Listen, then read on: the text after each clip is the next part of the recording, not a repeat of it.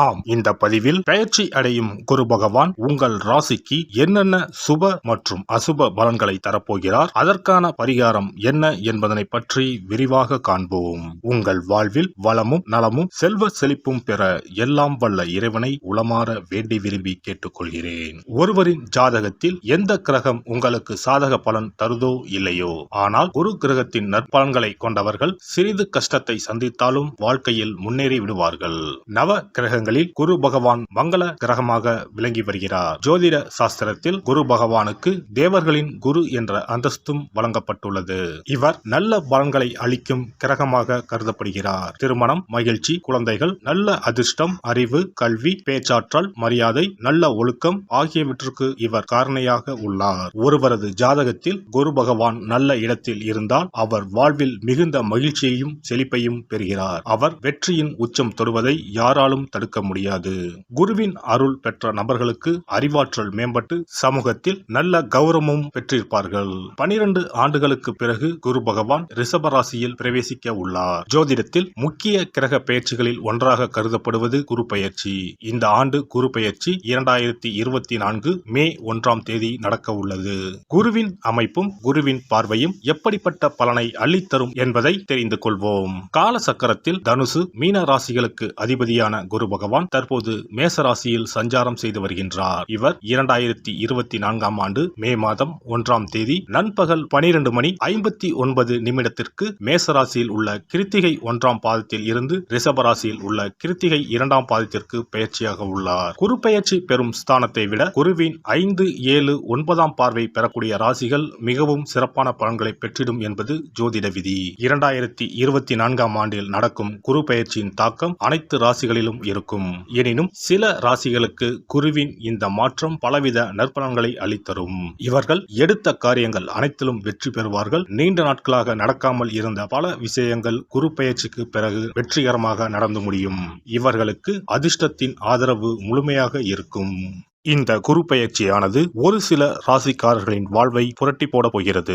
துரோகத்தால் பிரிந்த கணவன் மனைவி, சகோதர சகோதரி உறவு ஒன்று சேரப்போகிறது. நட்பு என்னும் நஞ்சால் உங்கள் உறவை பிரித்த துரோகியை இனம் கண்டு உண்மையான உறவு யார் என்பதனை அறிந்து கொள்வீர்கள். நஷ்டம் மட்டுமே பார்த்த வியாபாரிகள் திடீர் லாபத்தை அடைய உள்ளீர்கள்.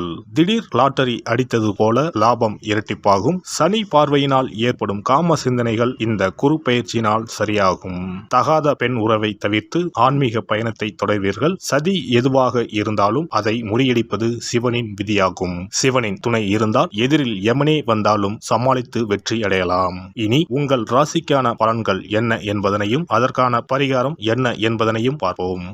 கும்பராசி அன்பர்களே, உங்களுடைய ராசிக்கு 3ஆம் பாவத்தில் மறைந்திருக்கும் குரு பகவான் 2024ஆம் ஆண்டு மே மாதம் முதல் 4ஆம் வீட்டிற்கு வரப்போகிறார். உங்களுடைய ராசிக்கு 4ஆம் வீட்டிற்கு வரும் குரு பகவான் 8, 10, 12 ஆகிய ஸ்தானங்களை பார்க்கிறார். 8ஆம் பாவம் அபகீர்த்தி ஸ்தானம் என்று பெயர். அந்த ஸ்தானத்தை குரு பார்ப்பதால் உங்களை அவதூறு செய்தவர்கள், உங்களை வைத்து பண மோசடி செய்தவர்கள் எல்லாம் தங்களை நாடி வரும் காலம் இது. நண்பர்களினால் அனுகூலம், ஆதாயம் கிடைக்கும். மனைவி வகையில் சிறு சிறு வைத்திய செலவுகள் வரலாம். குரு பகவான் உங்கள் ராசிக்கு 10ஆம் வீட்டை பார்ப்பதால் இதுவரை நலிவுற்ற தொழில் வளர்ச்சி அடையும். தொழில் வியாபாரத்தில் இதுவரை முடங்கிய லாபம் எல்லாம் வளர்ச்சி அடையும். உத்தியோக உயர்வு கிடைக்கும். பதவியில் முன்னேற்றம் ஏற்படும். வெளிநாட்டு வேலை கிடைக்கலாம். மாற்றம் முன்னேற்றத்தை தரும். உங்களுடைய ராசிக்கு 12ஆம் பாவத்தை குரு பகவான் பார்ப்பதால் இதுவரை தூக்கம் இல்லாமல் நிம்மதியை இழந்து தவித்தவர்கள் நிம்மதியாக தூங்கலாம். உங்களுடைய பிரச்சனைகள் முடிவுக்கு வரும். பயணங்களால் அனுகூலம், ஆதாயம் கிடைக்கும். இதுவரை தடைப்பட்ட சுபகாரியம் எல்லாம் இனிதே நடக்கும். வண்டி வாகன விரய செலவுகள் வரும். சொந்த வீடு வாங்கலாம். வேலை காரணமாக சிலருக்கு இடமாற்றம் ஏற்படும். குடும்பத்தில் மகிழ்ச்சி நிலவும். பிள்ளைகளால் பெருமை உண்டாகும். கணவன் மனைவிக்கு இடையே இருந்த கருத்து வேற்றுமை நீங்கும். குடும்பத்தினருக்காக பொருட்களை வாங்குவீர்கள். குடும்பத்தில் சுப நிகழ்ச்சிகள் நடக்கும். வாழ்க்கையில் புதிய முன்னேற்றம் ஏற்படும். பெண்களுக்கு புதிய தொடர்புகள் மூலம் லாபம் உண்டாகும். மனம் மகிழும்படியான நிகழ்ச்சிகள் நடக்கும். அரசியல் துறையினருக்கு உங்களின் செல்வம் செல்வாக்கு உயரக்கூடிய காலமாகும். வெளியூர் வெளிநாடுகளுக்கு செல்லக்கூடிய வாய்ப்பு உண்டாகும். கௌரவமிக்க பதவிகள் கிடைக்கும். மக்களின் ஆதரவுகள் அதிகரிப்பதால் நினைத்த காரியங்கள் நிறைவேறும். முயற்சிகள் அனைத்திலும் வெற்றி கிட்டும். கொடுத்த வாக்குறுதிகளையும் நிறைவேற்ற முடியும். கலைத்துறையினருக்கு புதிய வாய்ப்புகள் தேடி வந்து கதவை தட்டும். தடைப்பட்ட பணவரவுகள் யாவும் தடையின்றி கிடைக்கும். தொழிலில் இருந்த போட்டி பொறாமைகள் விலகி உடன் இருக்கும் கலைஞர்களின் ஒத்துழைப்பு கிடைக்கும். நீங்கள் நடித்து வெளிவந்த படங்களும் வெற்றியடைவதால் ரசிகர்களின் ஆதரவு அமோகமாக இருக்கும். வெளிநாடுகளுக்கு செல்லக்கூடிய வாய்ப்பு அமையும். மாணவர்களுக்கு கல்வியில் முன்னேற்றம் காணப்படும். பாடங்கள் படிப்பது பற்றிய கவலை நீங்கும். புதிய நட்பால் மகிழ்ச்சி அடைவீர்கள். அவிட்டம் நட்சத்திரம். இந்த குரு பெயர்ச்சியால் தாய்மாமனிடம் கருத்து மோதல்கள் ஏற்படுவதற்கு வாய்ப்புகள் இருப்பதால் விட்டு கொடுத்து செல்வது நல்லது. உத்தியோகத்தில் இருப்பவர்கள் அதிகமான உழைப்பினை கொடுக்க வேண்டி வரலாம். வேலையில் கவனமுடன் செல்வது நல்லது. சதயம் நட்சத்திரம். இந்த குரு பெயர்ச்சியால் எல்லா நன்மைகளையும் தடையின்றி அடைவீர்கள். மாணவர்கள் கல்வியில் முன்னேற்றம் காண்பார்கள். இதுவரை தொந்தரவு கொடுத்து வந்த நோய் விலகும். அதனால் ஏற்பட்ட மனபாரம் குறையும். வரக்கூடிய உபரி வருவாயால் கடன் அடைபடும். தொழில் அதிபர்களுக்கு எதிர்பார்த்தபடி வரவுகள் வந்து சேரும். பூராட்டாதி நட்சத்திரம். இந்த குரு பெயர்ச்சியால் புதிய ஒப்பந்தங்கள் கை கொடுக்கும். தொழிலதிபர்கள் பங்குதாரர்களிடம் எச்சரிக்கையாக இருக்க வேண்டும். கணவன் மனைவி ஒற்றுமை சுமூகமாக இருக்கும். மனைவி வழியில் வரவேண்டிய சொத்துக்கள் கிடைக்கும். வியாபாரிகள் எந்த கொள்முதலையும் தயக்கமின்றி செய்யலாம். வியாபாரம் பெருகும். போட்டியாளர்கள் விலகிச் செல்வார்கள். பிரதோஷ காலங்களில் நந்தி தேவரையும் சிவனையும் வணங்கி சனி பகவானுக்கு நல்லெண்ணெய் தீபம் ஏற்றி வழிபடுவது துன்பங்களை போக்கும். மதிப்பும் மரியாதையும் அதிகரிக்கும். குரு பெயர்ச்சி சிறப்பு பரிகாரம். ஜாதகத்தில் குரு நல்ல இடத்தில் இல்லாமல் இருந்தாலோ கோசார ரீதியாக கொடூரமானவராக இருந்தாலோ குரு தோஷம் நீங்க பரிகாரம் செய்ய வேண்டும். தீய பலன்கள் குறையவும் நல்ல பலன்கள் அளவுக்கு அதிகமாக நடைபெறவும் குரு பகவானுக்கு செய்யும் பரிகார முறைகள் உதவும். வியாழக்கிழமை தோறும் தட்சிணாமூர்த்தி வழிபாடு செய்வது சிறப்பான பலன்களை கொடுக்கும். வியாழன் அன்று குரு ஓரையில் நல்ல நேரத்தில் குருவிற்கு உரிய கோலத்தை வடகிழக்கு திசையில் கோலமிட்டு அதன் மேல் முல்லை மலர்கள் பரப்பி குரு எந்திரத்தை வைத்து அதற்கு முல்லை மலர் சூட்டி சந்தன பொட்டிட்டு பொன்னிற தட்டில் கொண்டை கடலை வைத்து தூப தீபம் காட்டி குரு காயத்ரி மந்திரத்தை 108 முறை மன ஒருமையுடன் கூறினால் குருவால் ஏற்பட்ட தீய பலன்கள் விலகும்.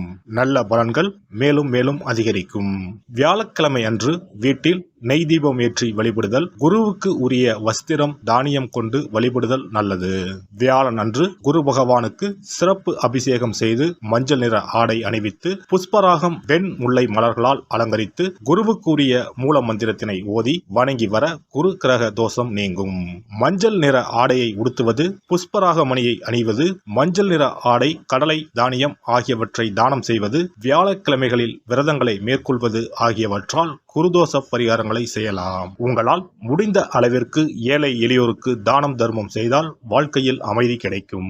தினந்தோறும் அல்லது வாரத்தில் ஒரு முறையாவது பசுமாட்டிற்கு அகத்திக்கீரை, அருகம்புல், வாழைப்பழம் போன்றவற்றை உணவாக கொடுத்து வருவது ஜாதகத்தில் இருக்கின்ற குரு பகவானின் நிலையை மிக விரைவில் வலிமைப்படுத்தக்கூடிய ஒரு சிறப்பு பரிகாரமாக கூறப்படுகிறது. ஜாதகத்தில் குரு வலிமை இழந்திருக்கும் நிலையில் வியாழக்கிழமைகளில் அவருக்கு உரிய மஞ்சள் நிறத்தில் இருக்கும் லட்டுகளை வாங்கி தட்சிணாமூர்த்திக்கு நைவேத்தியம் செய்து கோவிலுக்கு வரும் பக்தர்களுக்கு வழங்குவதும் மங்களகரமான மஞ்சள் நிற பொருட்களை பிறருக்கு தானம் கொடுப்பதும் சிறந்த பரிகாரங்களாகும். குரு பகவானின் பரிபூர்ணமான அருள் கிடைக்க கோவில்களில் நடைபெறும் யாக பூஜைகளுக்கு தேவையான பொருட்களை வாங்கி தரலாம். ஒரு முறையாவது ஆலங்குடி சென்று குரு பகவானை வழிபாடு செய்து வாருங்கள். அல்லது தஞ்சாவூர் அருகே இருக்கக்கூடிய திட்டைக்கு சென்று ராஜகுருவாக இருக்கும் குரு பகவானை வணங்கினால் மலையளவு இருக்கக்கூடிய கஷ்டங்கள் கூட கடுகளவு குறையும். குலதெய்வ வழிபாடு நன்மை பயக்கும். முடிந்தால் மாதம் ஒரு முறை குலதெய்வ கோவிலுக்கு சென்று வழிபட்டு வருவது நல்லது. ஒரு முறை திருச்செந்தூர் சென்று முருகப்பெருமானை வழிபட்டு வந்தால் இந்த குரு பெயர்ச்சி சிறப்பான பலன்களை தரும். உங்களின் வாழ்க்கையில் பொருள் ஈட்டும் முயற்சிகள் அனைத்தையும் வியாழக்கிழமைகளில் தொடங்குவதும் நல்ல பலனை கொடுக்கும். குறிப்பாக வியாழக்கிழமைகளில் வருகின்ற ஏகாதசி தினங்களில் நற்காரியங்களை தொடங்கினால் நன்மைகளை பெறலாம். வியாழக்கிழமைகளில் தங்கள் சக்திக்கு இயன்ற அளவில் அன்னதானம் செய்வது குரு பகவானின் நல்லருளை உங்களுக்கு பெற்றுத்தரும். அன்னதானம் செய்வதன் காரணமாக உங்கள் ஜாதகத்தில் இருக்கின்ற குரு கிரக தோஷங்கள் நீங்கி குரு கிரகத்தை பலப்படுத்தி உங்கள் வாழ்க்கையில் நீங்கள் விரும்பிய பலன்கள் தங்க தடையில்லாமல் கிடைக்கச் செய்யும். எல்லாம் வல்ல இறையருளால் நீங்களும் உங்கள் அன்பு குடும்பமும் உடல் நலம், நீலாயுள், நிறை செல்வம், உயர் புகழ், மெய்ஞானம் ஓங்கி வாழ்க வளமுடன்.